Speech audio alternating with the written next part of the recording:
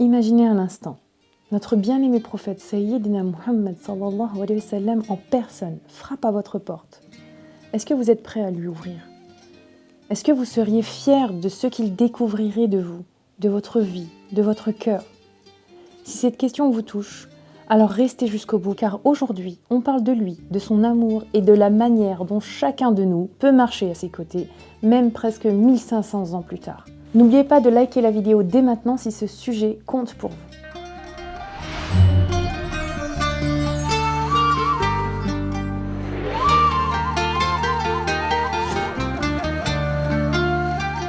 Le Mawlid al-Nabawi, le jour de la naissance de notre bien-aimé prophète, sallallahu alayhi wa sallam, revient chaque année comme une douce occasion qui nous interroge. Connaissons-nous vraiment celui que nous affirmons aimer? Nous vivons dans un monde saturé de personnalités, d'influenceurs, de célébrités de plus en plus nombreux et dont la vie, le parcours n'a parfois plus de secret pour nous. Mais si on nous demandait de décrire le saint prophète de l'islam, sallallahu alayhi wa sallam, que saurions-nous dire de lui? Est-ce qu'on a lu ses biographies? Est-ce qu'on a compris sa personnalité? Est-ce qu'on a acquis ses qualités humaines? Pourtant, c'est lui dont le nom figure à côté de celui d'Allah sur les portes du paradis. C'est lui que les saints prophètes ont mentionné dans leurs invocations. C'est lui qu'Allah a établi comme miroir de sa miséricorde. Et Allah lui demande de nous avertir, comme suit dans la sourate Al-Imran. Si vous aimez vraiment Allah, suivez-moi. Allah vous aimera alors et vous pardonnera vos péchés. C'est le 31e verset de la sourate Al-Imran. Hudhayfa disait de notre saint prophète sallallahu alayhi wa sallam qu'il fut le plus grand enseignant de l'humanité. Pas seulement par ses paroles, mais par chaque geste, chaque regard, chaque silence. Lorsqu'on évoque le mot prophète aujourd'hui, on pense parfois à des imposteurs cherchant la gloire ou l'intérêt personnel. Mais lui n'a jamais cherché un avantage pour lui-même. Il n'a vécu que pour transmettre ce que Allah lui demandait et pour sauver celui qui pouvait l'être.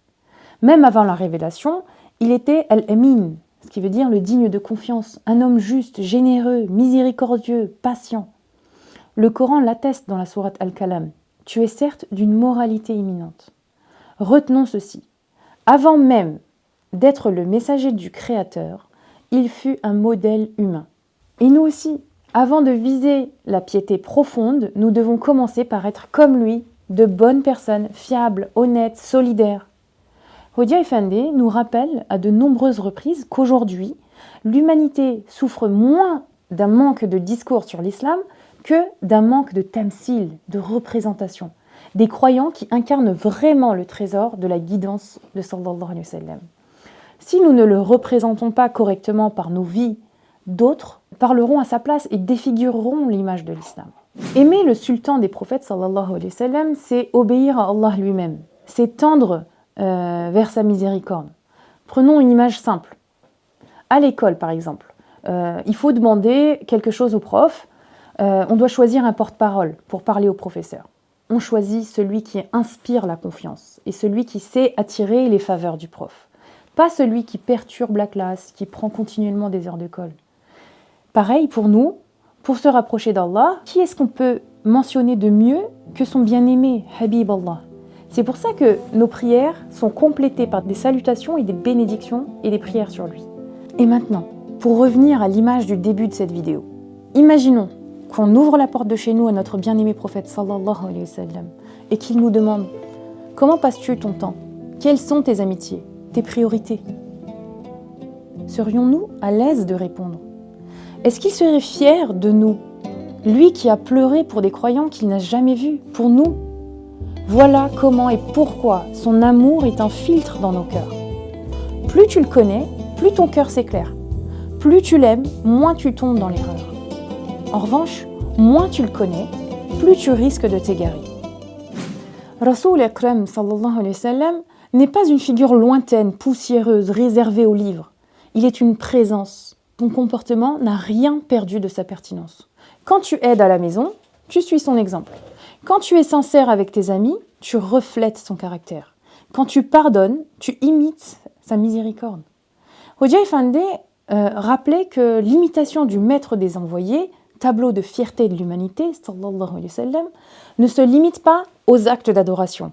Elle est dans un sourire, dans un salam, dans une attention, dans un geste de générosité, une parole douce, une patience silencieuse. Chaque petite chose peut devenir une sunna, véritablement. Ô Seigneur des mondes, nous t'implorons par l'amour que tu as semé dans nos cœurs pour ton bien-aimé, sallallahu alayhi wa sallam, lui qui est le miroir parfait de tes noms Ar-Rahman et Ar-Rahim, l'intercesseur de la communauté, celui dont la vie entière fut un Coran vivant. Ya Rab, permets-nous d'aimer ton ami intime, sallallahu alayhi wa sallam, plus que nous-mêmes, de respirer son esprit de miséricorde, de marcher dans ses pas avec patience et sincérité. Fais de ses paroles une lumière dans nos nuits et de ses actions une direction pour nos journées. Purifie nos cœurs comme tu as purifié le sien. Éduque nos âmes comme il a éduqué ses compagnons. Fais couler sur nous une goutte de ton océan de rahma. Par son maqam mahmoud, par son sourire qui apaisait les douleurs, par ses larmes versées pour sa communauté, accorde-nous la fidélité à sa sunna, la douceur dans nos paroles, la patience dans nos épreuves. Ya Rab, réunis-nous sous son étendard le jour de la rencontre. Accorde-nous de boire de sa main bénie au bassin de Kawthar et de rejoindre sa compagnie au paradis. Ô Allah, fais pleuvoir tes prières et ton salut sur notre bien-aimé prophète Muhammad sallallahu alayhi wa sallam, sa famille et ses compagnons jusqu'au jour du jugement. Amin. En ce Mawlid, souvenons-nous que la rose des roses sallallahu alayhi wa sallam n'est pas seulement une figure du passé. Il est une source, une direction, une boussole, une tendresse. Plus nous le connaîtrons, plus notre cœur changera et plus notre vie changera. En ce jour de Mawlid Nabawi, likez et partagez, abonnez-vous aussi pour soutenir cette belle aventure spirituelle et surtout, gardons son amour vivant dans nos gestes, nos paroles et nos intentions. Assalamu alaikum wa rahmatullahi wa barakatuh.